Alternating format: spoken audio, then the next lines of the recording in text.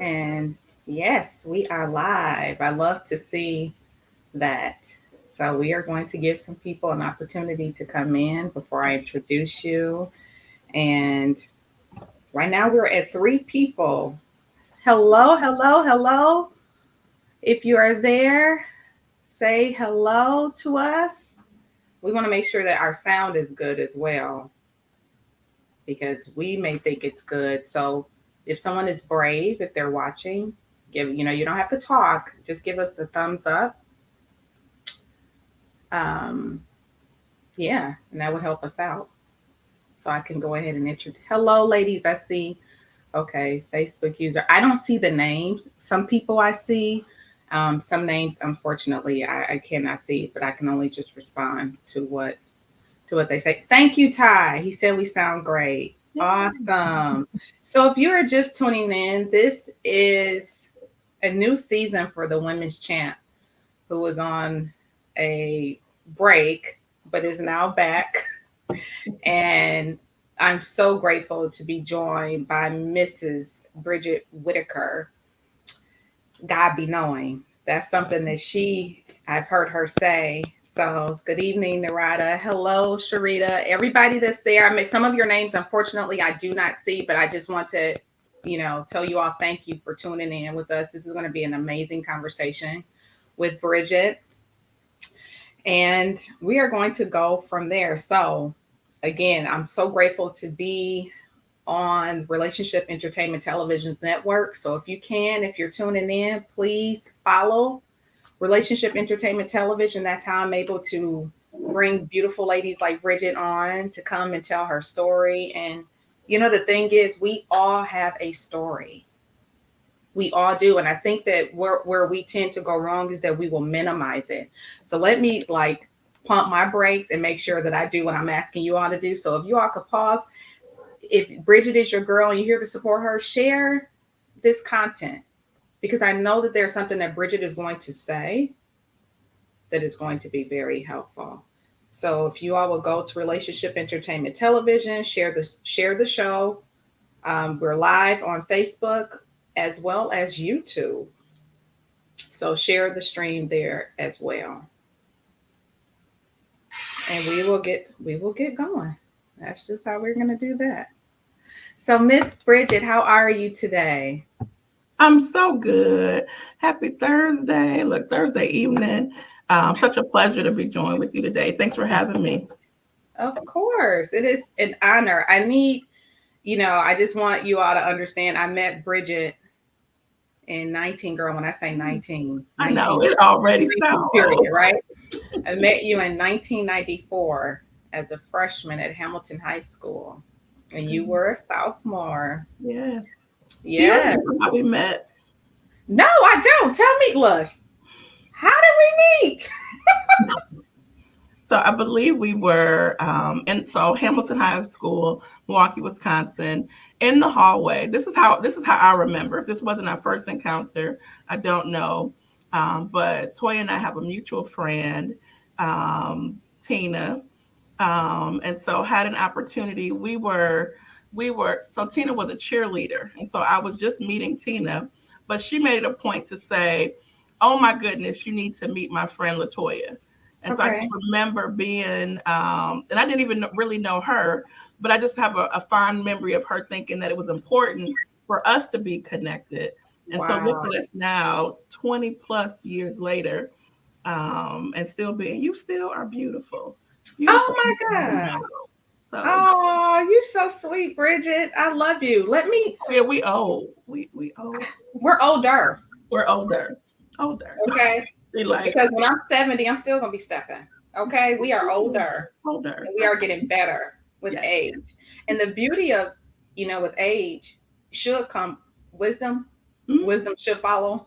Should, should. It should. But I will tell you this: you have left us with a lot of nuggets in your book. Thank you, man. If I should die before I wake, and you wrote this. It came out when you were 40. Yes, 40th So birthday. your 40th birthday. So that's where your head was. Take us back 4 years ago. I think that just as a as a woman evolves and becomes who she is, I had this desire to wanting to be able to document my life, not in a morbid way, but feeling like so many things had happened in the divine order that it was supposed to. I had not always believed that or understood that. But I think as I was approaching my 40th birthday, some people want to celebrate and do all the things, but I wanted to really get what I thought was, my life's work out in a way that hopefully could bless somebody else.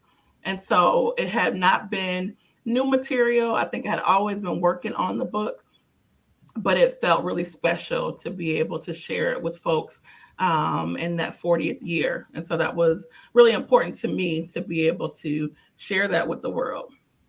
Wow. And what a story. So I remember, how you can see things on Facebook and it's just like it's there and then you kind of forget about it. It's like, oh, okay. I remember when you first put it out there about the book and it was one of those, okay, I'm gonna have to get Bridget's book. Let's fast forward some years later because this was what 2018, right? Yeah, yep. Okay. Excuse me, so that's 5 years ago. My gosh, time goes by so fast. Almost 5 years ago. And well, really 4 years ago. So last November, I met the retreat, and I know that we had an option to go to a prayer group or to go to your writing workshop. And I thought, I've been praying for a long time. I've been to a lot of prayer workshops, but as someone myself who knows that I have to at some point share my story, I was intrigued to come to your workshop. And Bridget, I just have to tell you this because I'm a big believer in giving people their flowers while they are here, while they can hear. I think sometimes we wait to the last minute to give someone that, and I just don't want to live with that. So I just want to tell you that I know you were probably nervous, probably had a lot going on in your head, but I just want you to know that your transparency was helpful to me. And when I left that retreat, I bought 3 of your books. And you all, this right here is so amazing. I'm going to put it up there so that you guys can support her. You can go to thebookpatch.com to purchase Bridget's book. And Bridget, I told you before we went on that I was on the first page and I knew I was like, I have to have Bridget on the show. You encouraged me to get back out here, and you may not even know it, to understand that God used you to share your story, and He has allowed me to be on a platform like this to help other women get their stories out. So this was a gift to yourself, but this is also legacy. I love history, always have. And I've always been a little, leery about reading biographies because that's someone else talking about someone. I want to hear from the horse's mouth, and I believe that and I can only imagine what you went through. And you shared a bit of this with us at the retreat, what you were going through as you were writing down your story, because I think that some people, because they're a part of your story, they don't want you to tell the parts that they played that weren't so favorable. Yes. But we can't just talk about the roses. We have to address the thorns and the dirt. So how was that for you, addressing the roses, the thorns, and the dirt in this book? I think that sometimes people don't recognize that your story is just seen through your lens.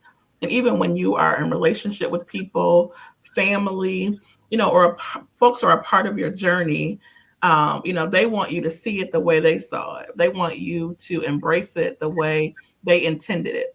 So I think oftentimes people say, oh, I didn't mean to hurt your feelings, but you did. And so let's talk about, what my experience was. I think that, certainly my book talks about, everything from childhood to motherhood, marriage, divorce, all of that. And so, certainly there were lots of people who were a part of what that looked like. It took me a while to make peace with the fact that this was something that I got to own and I needed to be able to deal with. and it wasn't personal. I share, really candidly that my mother and children for sure, felt uncomfortable, with some of the truths that I wanted to share, I think, in the novel. Um, and I'm always wanting to be respectful and making sure that people have an opportunity to know what's coming.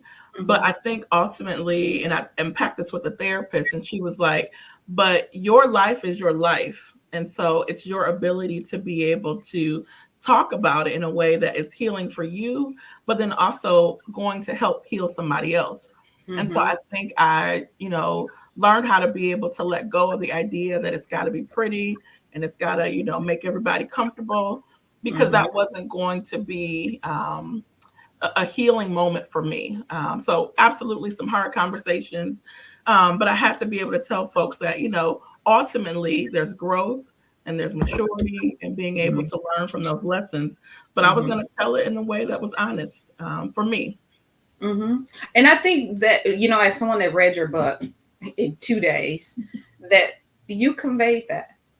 It wasn't, I've read books where it's just like this tell all, and Mhm. I didn't get that feeling. And like you said, that was to bring healing to you and to others. And we can't authentically help people Yes. if we are going to withhold key parts to the story that's very important. Something that really stood out to me was the contrast between your story and your cousin's story when Mhm. you Mhm. shared about the molestation of your daughter. Mhm. And nothing that Bridget and I are talking about tonight it's not that it's in here. Right. You just Right. have to read it. She goes more into detail with it. But for you to be able to share that, and Bridget, we go to school with people, we work with people, and you Mhm. being in the position that you're in, you've worked with a lot of people. We assume that we know them. Mhm. Mhm. And there was always, I'm gonna go back a little further, then we'll jump to that particular story because Mhm. that's a little later.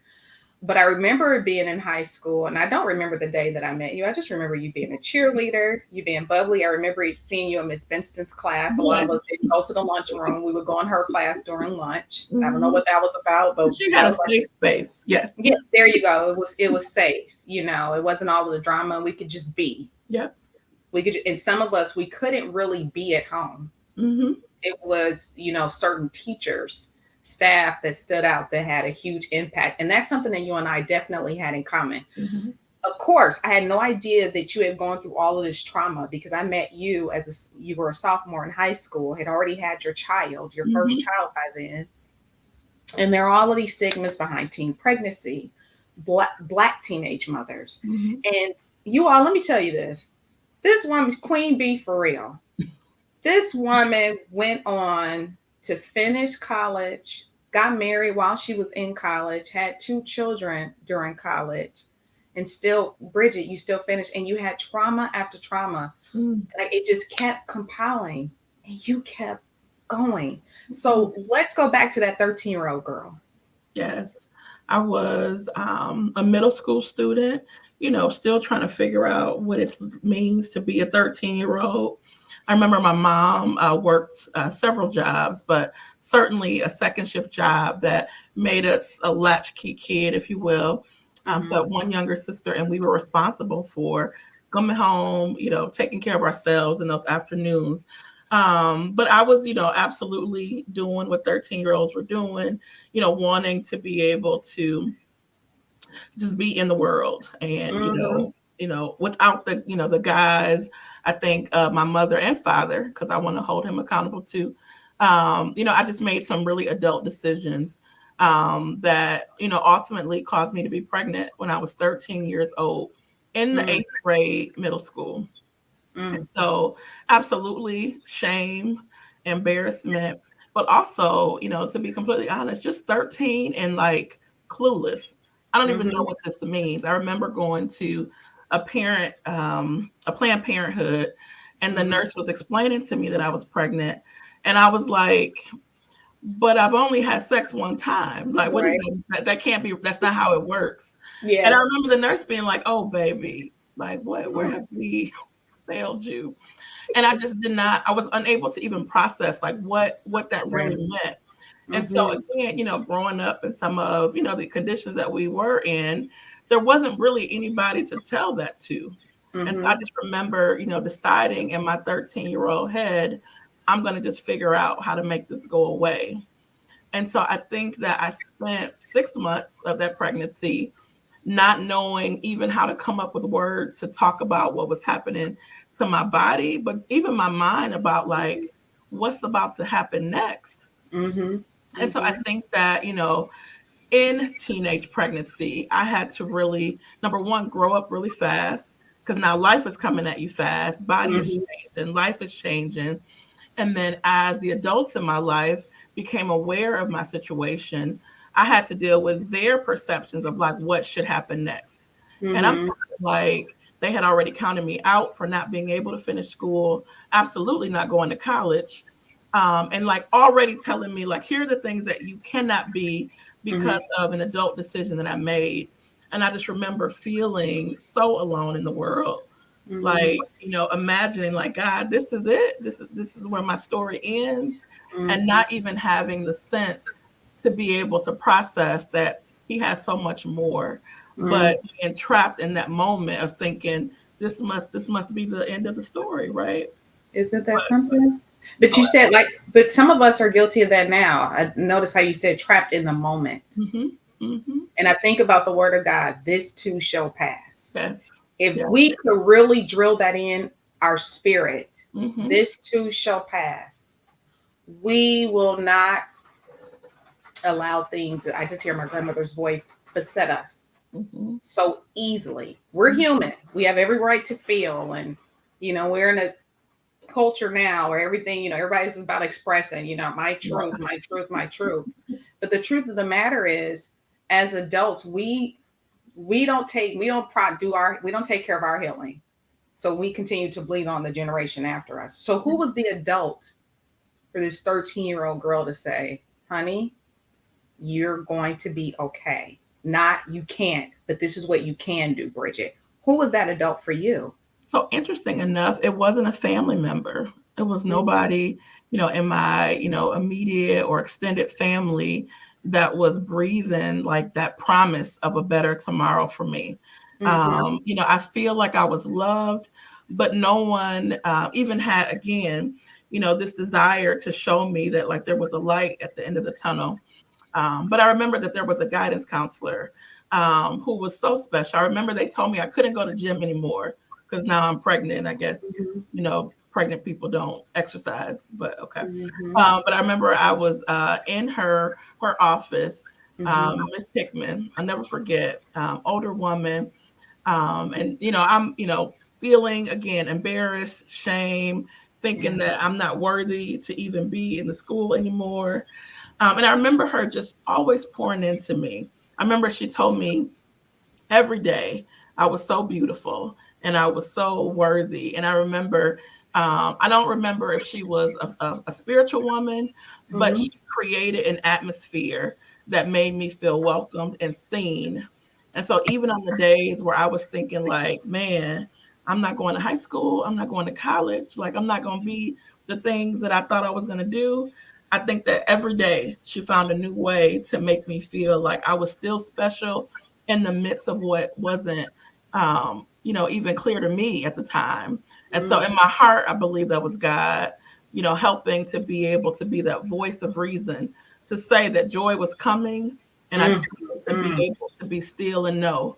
Mm-hmm. And I was 13, 14, and had no idea probably what was happening to me, but I remember she created a piece that really changed the way I thought about myself. Isn't that something? And Mhm. you said a lot there, because this is something that I wholeheartedly believe. Oftentimes we wish that it would come from family Mhm. members and friends. And God is like, I'm going to send who and Come what on. you need. Yep. And here's the thing, Bridge. You Mhm. listened. You listened. You didn't Mhm. go, but auntie this, dad this, grandma this, mama this. They, whether or not they could show up or not, Yes. thank God for that woman. Yes. Yes. Thank God. Because she was planting seeds, whether you believed it or not, you were Mhm. lost. Mhm.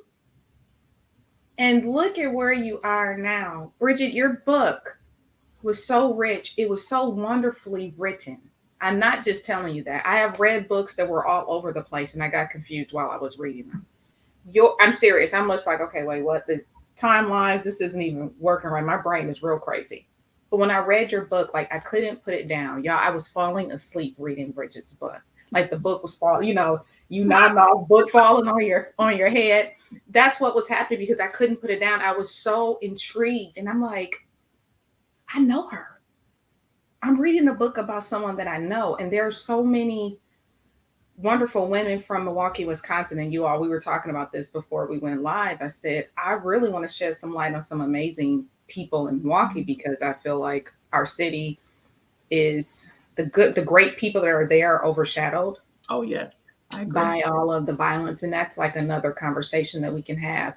But as a young woman in a very tough environment already, a very segregated city, you talk in your book about going to a school where you were like the only black kid, Mm-hmm. and then to be a high yellow black girl.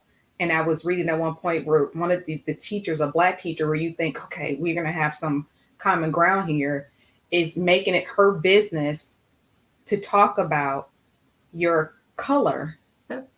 and to she wanted to make sure that you knew you weren't going to get ahead just because you were light skinned. Mm-hmm. Talk Mm-hmm. about that because you even mentioned how your grandmother, because of the era that she came from, Mm-hmm.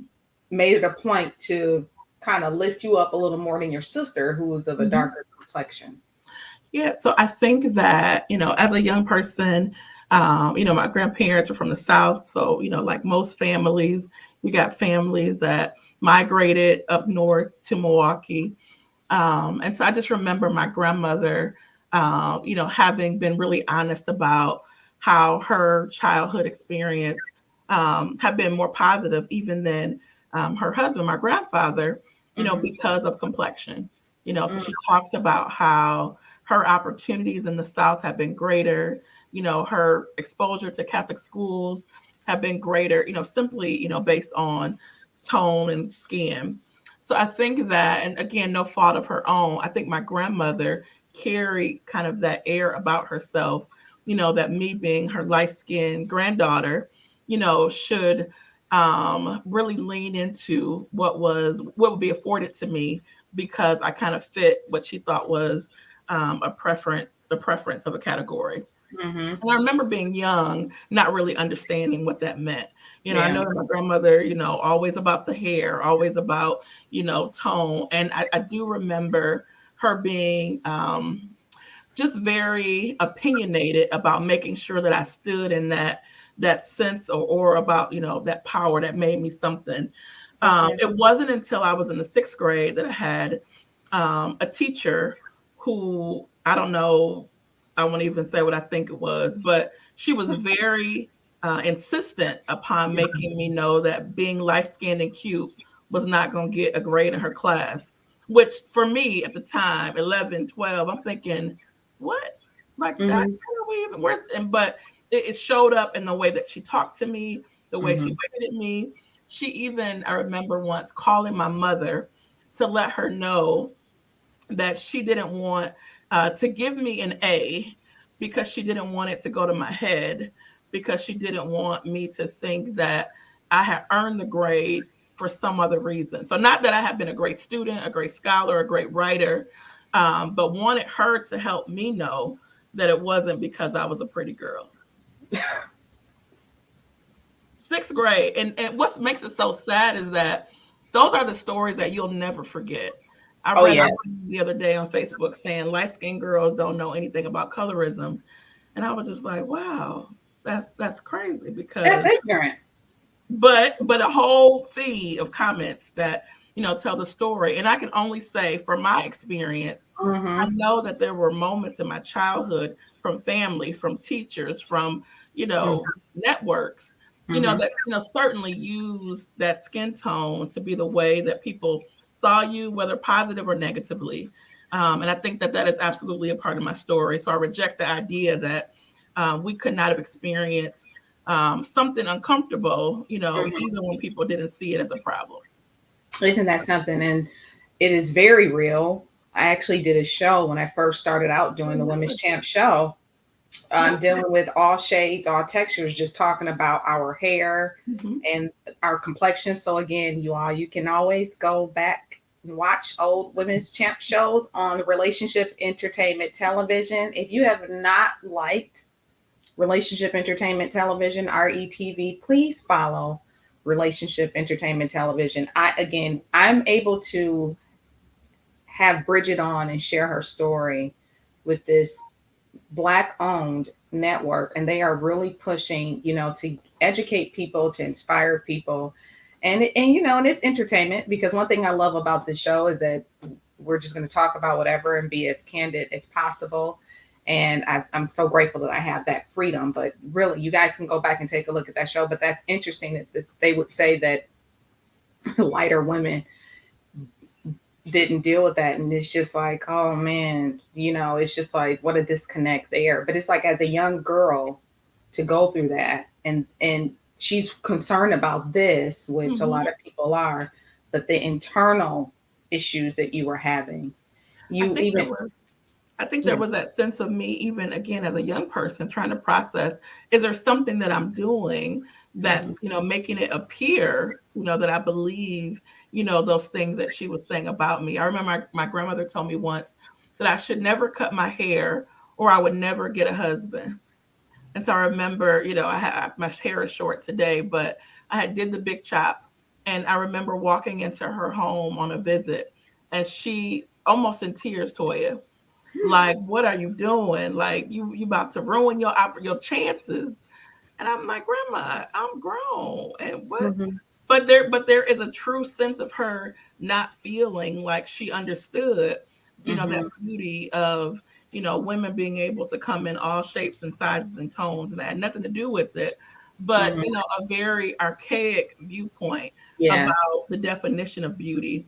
And I think that again, even I think in her innocence of, sharing what she, probably was taught Mhm. and grew up thinking, like some people use that in a way that can be harmful to young girls who are Yes. still trying to figure out what it means to be beautiful. And so that ain't old stuff. That's Mm-mm. currently happening. And I Oh, remember, absolutely. yes, yes. Absolutely. I mean, I did a video, geez, around, yeah, 2018. That was like, and Mhm, that one like went super viral for mhm, me. mhm. And I just talked about that, experiencing, some not so great comments from teachers, staff members. And, Wow. and as young people, we were naive in a lot of Mhm, ways. You looked at adults as if they had the answers. That's just how my brain was. I thought they have this figured out. You wouldn't expect an adult to cause pain, yes. but in essence, that's who caused a lot of your pain. As I was reading this book, you outside playing with your friend across the street, and you are essentially, violated sexually Yes. by someone that was grown. Mhm. In the neighborhood, I talk about in the book experiences that I remember about adults that were in my life, but specifically on the block, where I was living, where it was not uncommon for men to be able to catcall and say things to very young girls. Mm-hmm. I was again 9, 10 years old, and made to feel like my developing body and body parts, were open for discussion. Mm-hmm. And I remember again, in my, very young mind, not having lived life, not knowing that it felt wrong, but then a Mm-hmm. part of me being like, but somebody's complimenting me.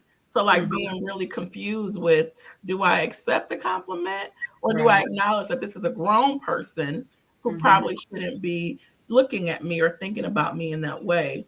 But then once again, not being protected in a way that there was someone in my adult life, my family, that I could have shared these, I'm uncomfortable with what's happening because that Mm-hmm. wasn't the environment that had been created. And I think that a lot of young girls, especially, and I know it happens to young men as well, like Mm-hmm. not being able to really process what it means to feel violated, but then not Mm-hmm. really sure what violated means. And this is why we have to have those conversations. That's something that, like, I discussed with my children when they were very young. We can't be afraid of naming the body parts that they were given, Hmm. call them out for what they are, because I would be like, hey, it's not okay for someone to touch you here. And I would call out the body part name so that they understood. And it was also helping them understand that there's nothing wrong with your body. Right. You don't have to feel, ashamed of the body Hmm. that you were given. Hmm. But at the same token, no one should violate that. And, we get it. No matter how much we try as parents, and you're a mom of three, now adults, there were still ways in which you could not protect your children, Right. no matter how much you try. Talk about parenthood, because, like I said in the onset, this young lady had a child in the eighth grade and still finished her eighth grade year, still finished high school, still finished college. And you are a mentor to a lot of people, Bridget, especially in your job. But let's talk about being a mom in the moments when you could not protect your own children. Well, certainly, I think that nothing prepares you for, parenthood, being a mom. I tell people all the time, if there was a book, I would have, read it and took notes and came prepared for the test. But Mm-hmm. there is nothing that really, tells you what that's going to look like. Yeah. Certainly, as a 13-year-old, 14-year-old, when my oldest son was born, I wasn't even sure who I was as a young person. So Mm-hmm. my mom certainly have been a part of helping me to navigate what it meant to be a mother. But even later, I think, as I had my daughter and my youngest son, I had this growing desire, and I think a lot of parents have. I want them to be better than I was. I want to Mm-hmm. give them all the things that I didn't get. And Mm-hmm. even in again, being able to say that with the best intentions, we still aren't going to get it right. Mm-hmm. So I think that having a daughter, I was so insistent that, she would not become, this generational curse of teen pregnancy. So Mm-hmm. I worked really hard to ensure that I was protecting her from situations where I had felt violated, where, I had this, oh, I was this great mom. We're going to talk about everything. We're communicating, Mm-hmm. all the things. But Mm-hmm. then divorce happens. So then divorce can be really hard on children. So then, I made a decision to say, I'm not going to continue in a marriage that wasn't serving me. So now my children now have to be in two separate homes, which wasn't the goal. Because I'm like, Mm-hmm. my kids are going to have a mama and a daddy in the house. But Oh yet, yeah. not when it's not healthy. So that don't make sense. And Mm-hmm. then I also got to a point where I'm trying to be all the things and still missed an opportunity to be really checked into what was happening. So my Mm-hmm. daughter, I share this in the book. Mm-hmm. Um, my daughter and son spent I co-parented with their father. So Mm-hmm. oftentimes, my daughter and the cell phone. The cell phone thing is going to take us out, y'all, for many reasons. But Girl. I would do a phone check as a parent. So I'm gonna look at your phone. We're gonna see, what you texting and talking about. And I'd taken my daughter's phone, not because she had been in trouble, because I was just wanting to go through it and make sure everything was good. So Wait, let me tell you that. Say that again for other parents, oh, because that is absolutely, so important. I don't understand, and y'all can say whatever y'all want, but this whole level of, oh, my privacy, honey, you're 10, you're ma'am, 12, you're 13, you're underage in my house. ma'am. That, Parents need to check, because it was you checking your daughter's phone that, in essence, you really saved your daughter. which when I think about it, Toya, whew, there is still a really frightening idea of like, what if I hadn't? Like, what if I had not looked? So I say this to say, I grew up in in a generation where you couldn't talk to me on the phone unless you called the house phone, and Right. then somebody in the house was like, "Who is this? What you Exactly. And you got 5 minutes to say what you got to say. Right. So, Or don't call after a certain time. and can you hang up, Mama? Because now I'm talking. But so as my kids got older, they get to have a cell phone, they get to do all the things that I wasn't doing. But I Mhm. checked my daughter's phone, and as I was taking her home to her father's house, she asked for her phone back.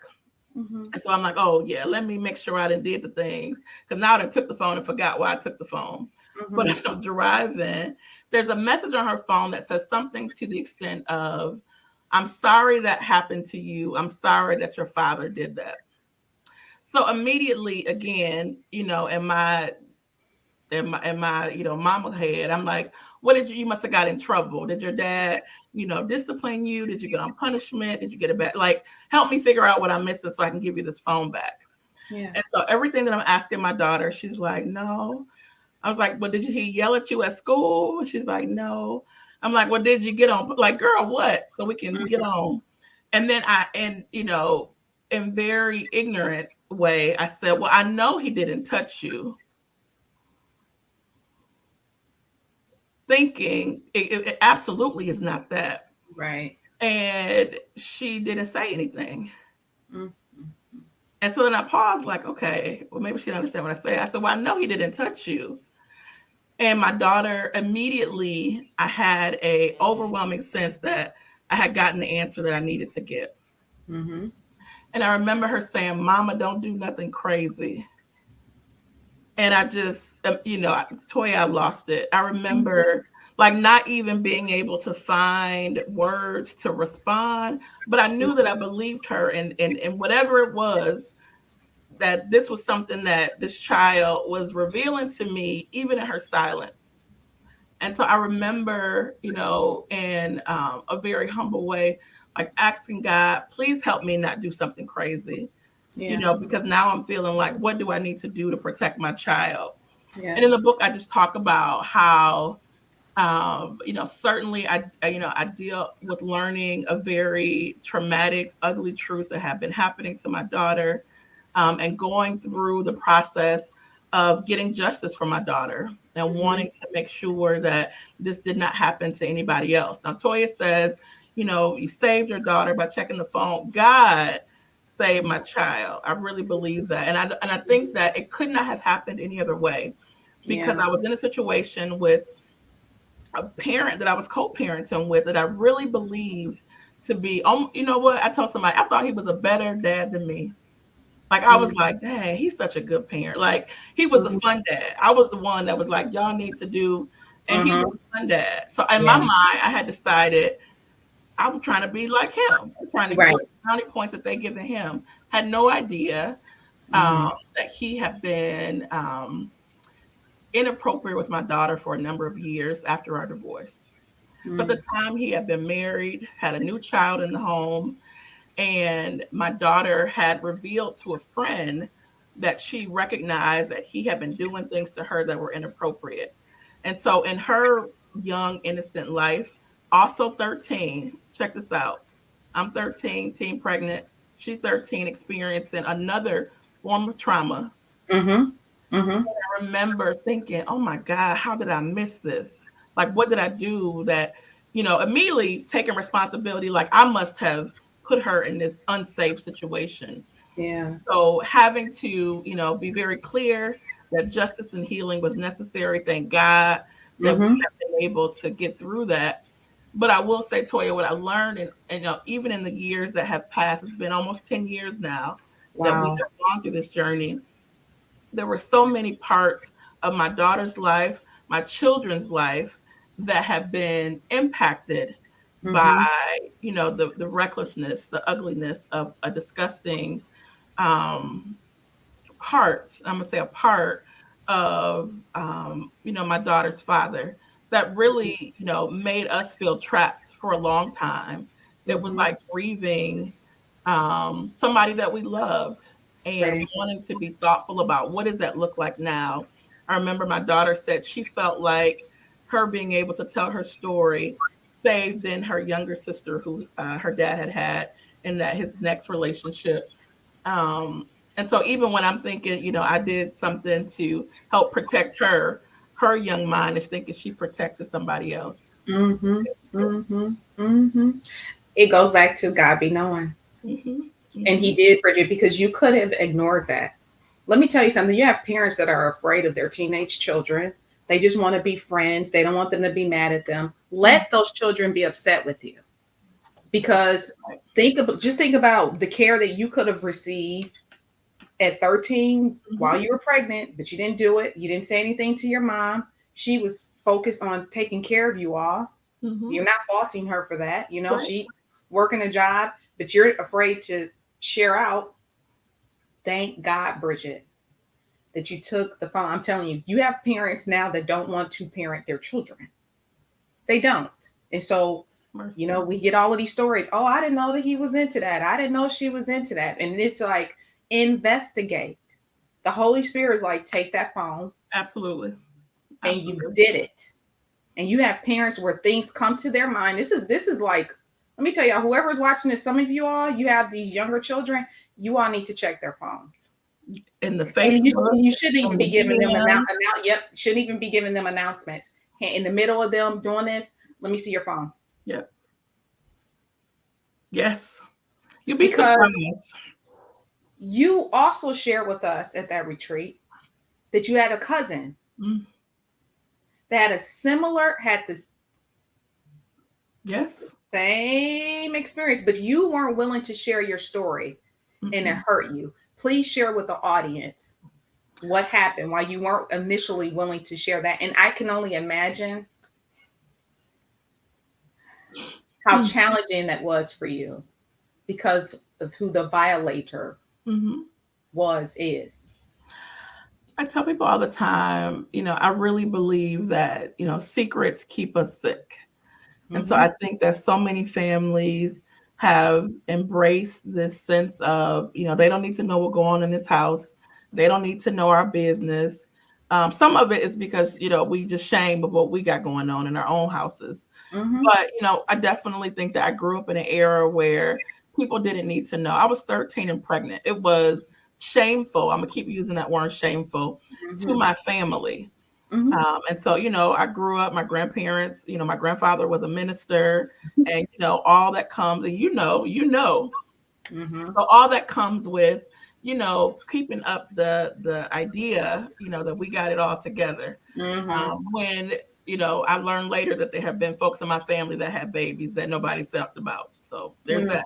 But trauma, sickness keeping us stuck in the sense of like, we're not going to help each other.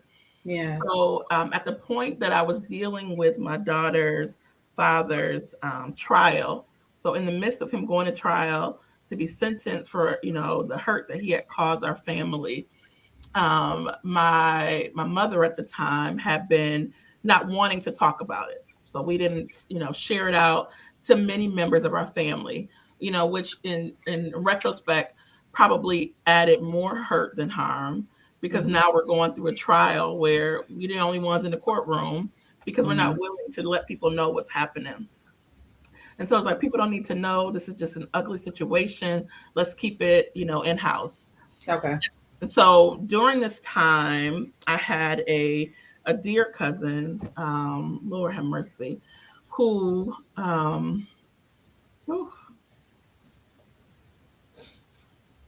who was experiencing a similar situation. Mm-hmm. She learned that her daughter too had been violated, in a very similar way, that my daughter had been violated. Mm-hmm. And whew,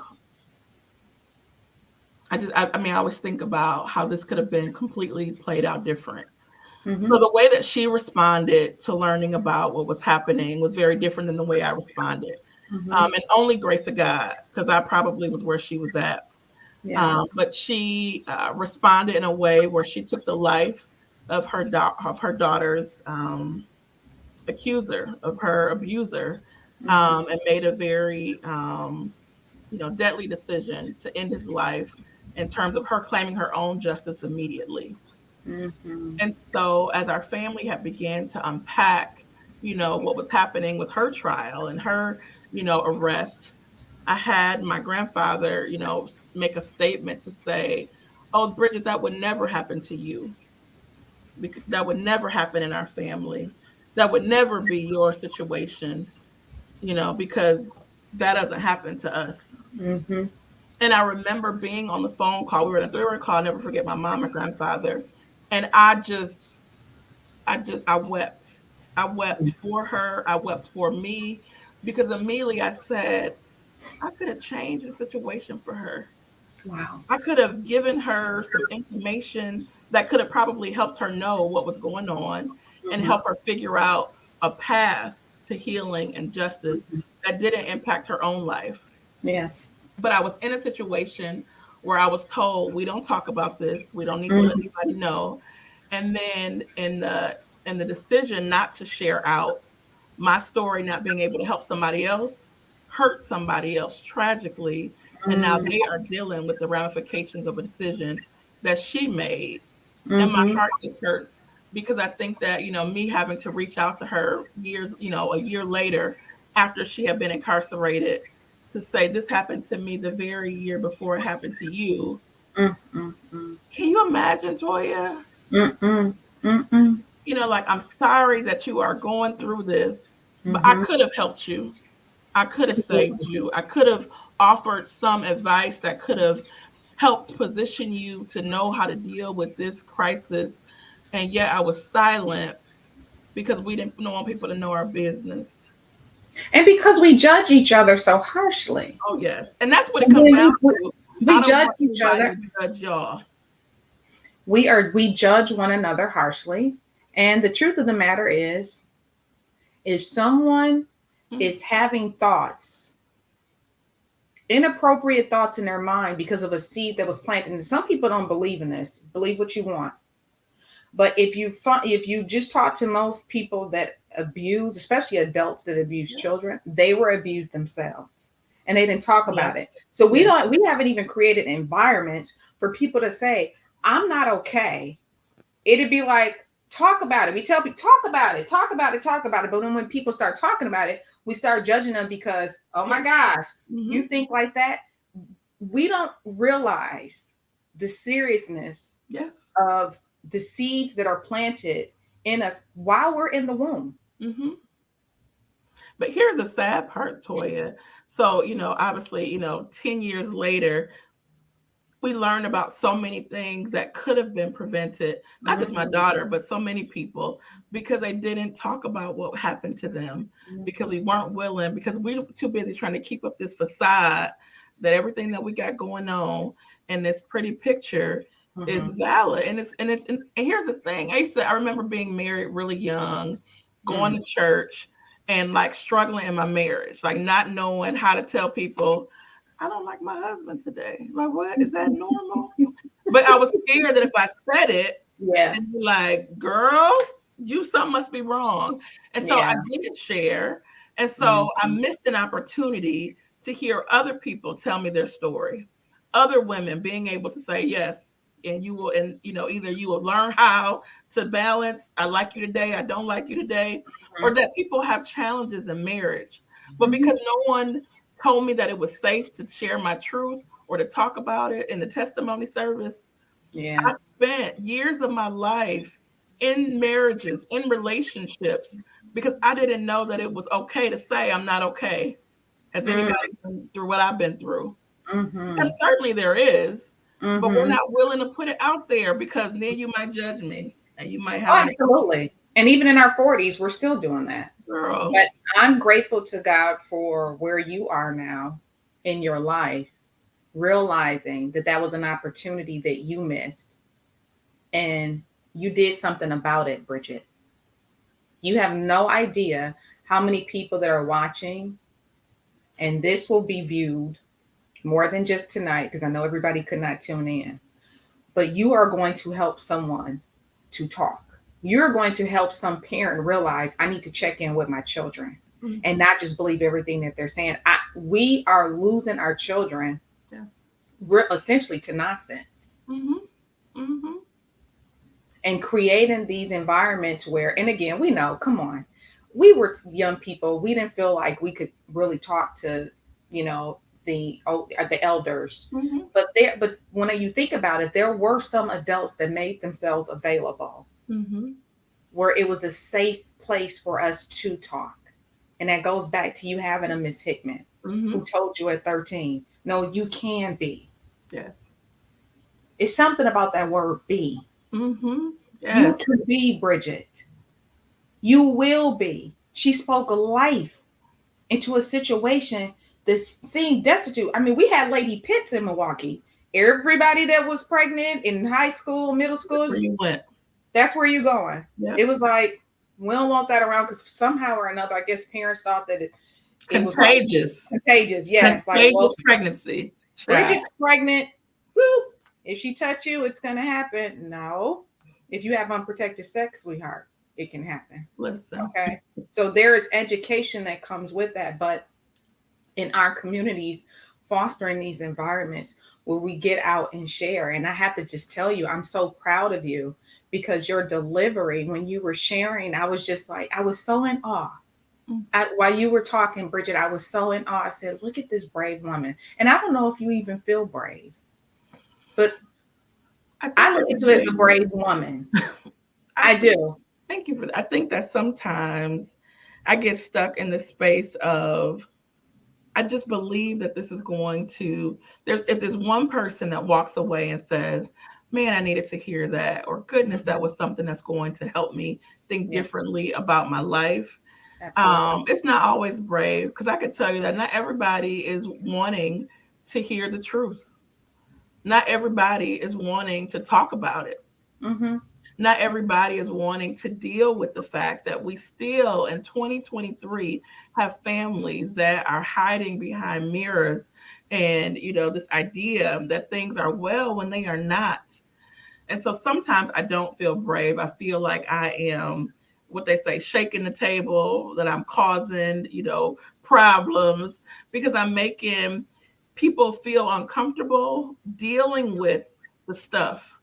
But I feel like there is always peace in my heart when I know that Mm-hmm. somebody was like, man, I Mm-hmm. needed to know that was possible to be Mm-hmm. able to get through it. And I didn't always know that God was giving it to me in that way. When I Mm-hmm. talk about this idea of God be knowing, I think everything that happened in my life, good or bad, Mm-hmm. had to happen the way it happened for God Yes. to be able to use me. And Mm-hmm. so, I just feel really blessed that God has kept me in my right mind to be able to share it in a way that's helping somebody else. Yes. And they have. There are people that have said, and I wish I could see who they are. It just says Facebook user on my end, but they are saying that your story is a testimony. Your living won't be in vain. And it's just like that little girl, Bridget, honey, that's somebody that's brave, honey. Sometimes somebody else has to tell you what you don't feel like. Mhm. To face the students, the teachers, the judgment. And we're not even going to talk about people in the church because there's a Nope. part in your book where you weren't married with child number two.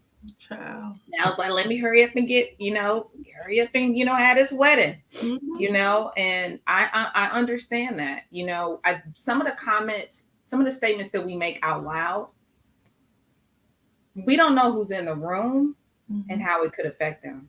So Mhm. somebody like me, who has a parent that struggled, who had a parent rather that struggled with drugs, and another parent that struggled with alcohol. When you hear people go, "Oh, and that crackhead," and blah blah blah blah blah, and it's just like you don't even know that you're using a derogatory term, and whether or not you believe that person's life has value, that's Mhm. somebody's mama, Yes. that's somebody's child, that's somebody that somebody else loved, whether you know them or not. Yes. So as human beings, we have to try our hardest. I'm not saying we're gonna always, make the mark, but we need to be very mindful of certain comments that we just make out loud, not Mhm. understanding that your comment could be pushing somebody back from wanting to even share Absolutely. out with something that they've gone through. And I'm just so grateful that you fixed it. You realize that you missed one. Mhm. But Bridget, I'm telling you, you're going to help so many. And I want those of you that are on tonight, if you can, please go to thebookpatch.com and find Bridget's book, If I Should Die Before I Wake. When I tell you all, this book is so amazing, Bridget. For everything that you shared in here, and the legacy that you're leaving behind. So you wrote, I'm going to read something that you wrote towards the end. Death makes you reflect on life, and during a season of extreme depression, I became overly concerned about if I had done my life's work. I reflected on if I was accomplishing all the things that I was sent to this earth to do. And I came up with this idea that if I should die before I wake, I like to be damn sure that I tell someone about how I have tried my best to make contributions to the world that would matter. And it has. You left us with your heart in this book. When I tell you all, the girl wrote the book. When I tell you, you wrote this book. Toya. And again, you all, you can purchase the book if you go to the book patch, and I'm going to put it. I'm just going to leave that running up there for a minute, so you all can go there now and find her amazing, amazing book. What a story! We didn't even get into everything. Unfortunately, oh, somebody already purchased it. Girl, come on, there you Oh, go. thank you.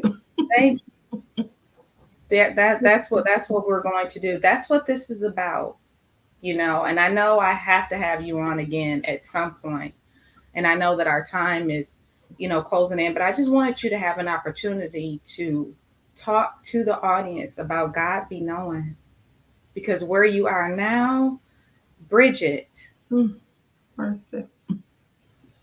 you've got you have to just be grateful. And sometimes we don't we be so worried about, oh, I don't want to be big headed, and I want to stay humble. And it's just like, you can celebrate and still be humble. You've done a, like, when I tell you, lady, you are a giant in the kingdom of God. For us to have you is such a gift. You are a gift. The 13-year-old unsure young lady is a gift to the world. And I just thank God that I had a chance to hear your story